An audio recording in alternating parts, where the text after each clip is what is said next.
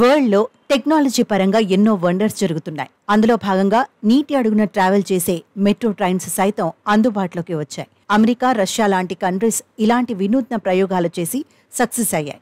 అయితే ఇండియా కూడా modern technology సహాయంతో కోల్కతాలో నీటి అడుగున మెట్రో రైలును ప్రారంభించింది. ప్రపంచంలో ట్రైన్స్ ఎక్కువగా నడిపే దేశాల్లో భారత్ కూడా ఒకటి. అయితే రీసెంట్గా కోల్కతాలో నీటి అడుగున మెట్రో ట్రైన్ను ప్రారంభించి సరికొత్త అధ్యయనానికి శ్రీకారం చుట్టింది. ప్రధానమంత్రి నరేంద్ర మోదీ ఈ నెల 6న కోల్కతా సిటీలో ఈ నీటి అడుగున మెట్రో రైలు మార్గాన్ని ప్రారంభించారు. సుమారుగా 4,965 కోట్లతో ఈ అండర్ వాటర్ మెట్రో రైలును కేంద్ర ప్రభుత్వం నిర్మించింది.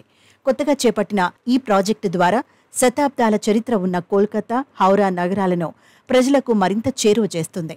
దీంతో ప్రయాణికులకు చాలా వరకు టైం సేవ్ అవుతుంది. అంతేకాకుండా రోడ్లపై వాహనాల రద్దీ కూడా తగ్గుతుంది.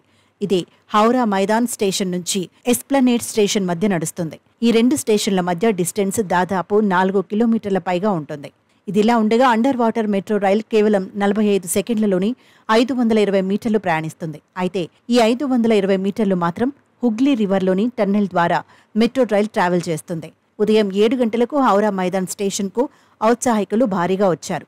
అండర్ వాటర్ మెట్రో రైల్ ఎలా ఉంటుందో తెలుసుకోవాలనే ఉత్సాహంతోనే చాలా మంది స్టేషన్కు క్యూ కట్టారు. ఎంతో ఎగ్జైట్మెంట్తో స్టేషన్కు చేరుకున్న ప్రయాణికులు అండర్ వాటర్ మెట్రో రైల్ ఎక్కే టైంలో జై శ్రీరామ్ స్లోగన్ చెప్పారు.